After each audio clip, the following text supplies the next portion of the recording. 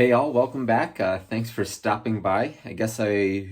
Time to do a quick little recap of St. George 70.3 this past weekend. I ended up sixth, and obviously that's not the result that I want to be having on a regular basis, but all in all, there's a lot of positives that I'm taking out of the race. So yeah, we'll dive right in. Obviously, coming out of Texas after the crash, I didn't know if St. George was going to happen.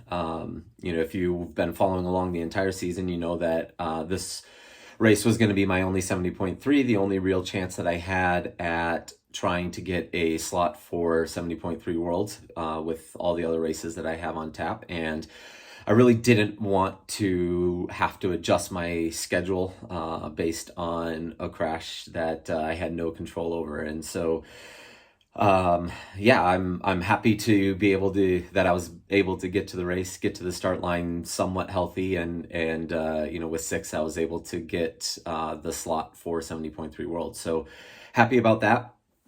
If you would have asked me, 10 days before the race, or I guess 5 days after the crash, I chatted with Julie and I said, I don't think it's going to happen. And, usually I'm the much more aggressive one in our coach athlete relationship. I'd say I'm racing no matter what. And she'd say, yeah, you really sure about that? But this time she was like, just give it till Sunday, go through, let's plan a hard run on Sunday, see if you can get through it. And, running hard felt okay 6 days before. So I decided to give it a go, and I was still pretty sore all week, but swim, bike, run really wasn't bothering me. What was really bothering me was like bending over and putting my shoes on and doing those types of things. So I was actually most worried about how the transitions were going to go, or making a fool of myself with bending over and having a back spasm put me to my knees, which happened a few times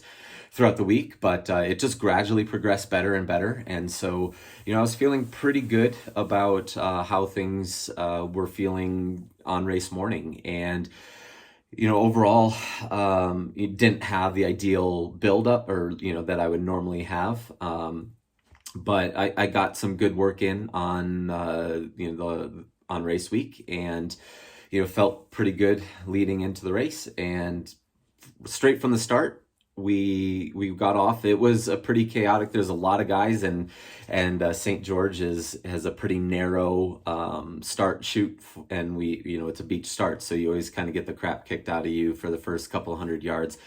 But I found pretty decently clear water around 200-300 yards in, and then just kind of settled in and made the wrong goggle choice. That was a bonehead decision on my part. I had my tinted goggles, and as I was going for the warm-up, I looked up and I'm like, I can't see anything, so I switched to the clear goggles right before the start, or right before the warm-up, and by the time the warm-up was over, the sun came up and we were sighting directly in.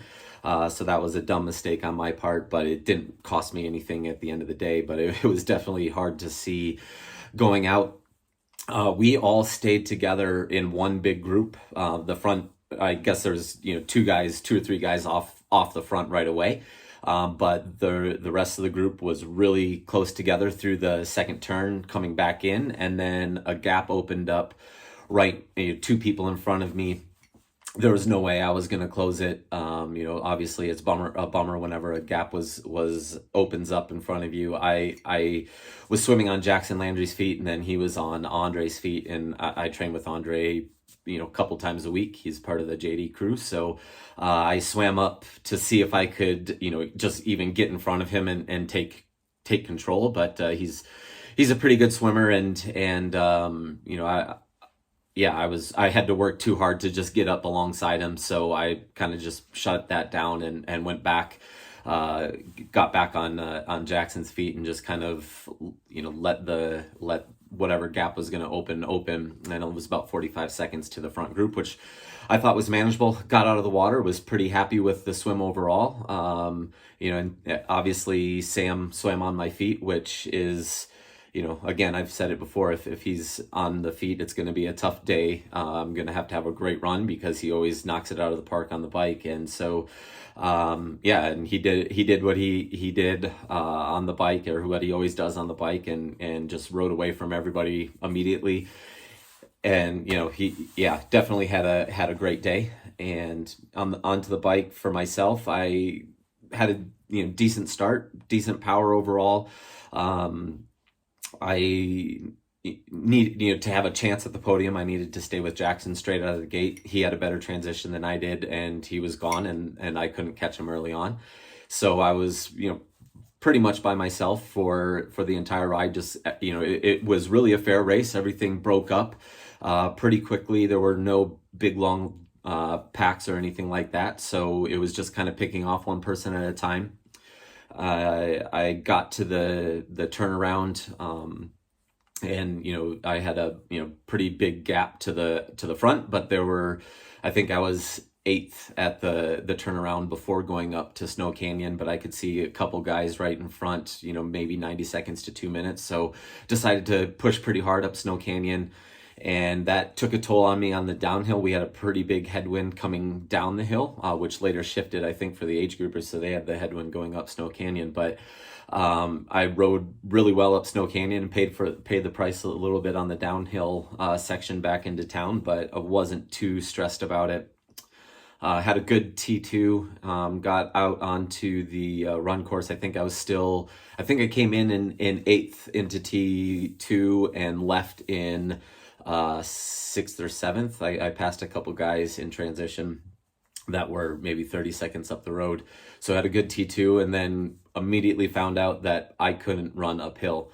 And it was painful. My back was not happy. I had to kind of run hunched over going uphill, and it was just focus on, at that point it was just focused on trying to get into the position to get the slot. That's what I needed out of the day. It wasn't all I wanted, but that's what I needed out of the day. And so I must have moved into sixth at the end of the first lap. The funny thing is St. George is 5K up, 5K down essentially. And on the run, you do that loop twice. I could not run uphill at all, but as soon as I started going downhill, everything relaxed. So I went from running like 550s, which is not where I want to be on a 70.3 at all on the uphills, to running 5 flats on the downhills.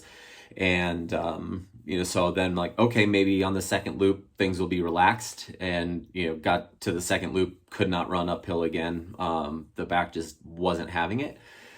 And at that point, Mark had started to close up on me a little bit, and he got with it pretty close with me at the top of the hill.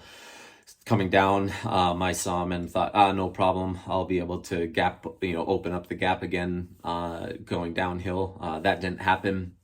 He latched on and stayed in my back pocket, and I got to the 11-mile mark, and he tried to make a move, maybe a little bit too early, because I was able to just kind of jump into his hip pocket, and about half mile later I was able to put in a surge and I guess hold on for sixth at the end of the day. So overall it was not a lot of action going on in the race for me. It was just a pretty okay race, nothing fantastic, but it wasn't terrible. So all things considered, I knew I was going to have a fantastic day with the talent that was at the front of the field, and I didn't, and that's that's I guess not a huge shocker, but I've got to find the way to raise the game coming into the 2 races that I have coming up in order to get the result that I want. So I'm home for another week, and then I head off to Europe for a 3-week stint. I'm going to race in Slovakia again at the Challenge Championships. I know that course fairly well. They've made a few changes, obviously, but I've been there twice for the Collins Cup, so looking forward to racing the Challenge Championships there. And then I'll head to Nice and pre-ride the World Championships course and run and train on that course a little bit, and then head over to Hamburg for the European Champs. And so looking forward to trying to find a few better performances. This season didn't really start off like I wanted it to. The fitness is there. I think I showed that to myself, at least in Ironman Texas. I was right where I needed to be, or to at least be a factor when it came down to the end of the race. But unfortunately, that didn't happen. So hopefully, we can find those on the next two performances. As always, appreciate you following along, and yeah, we'll see you next time.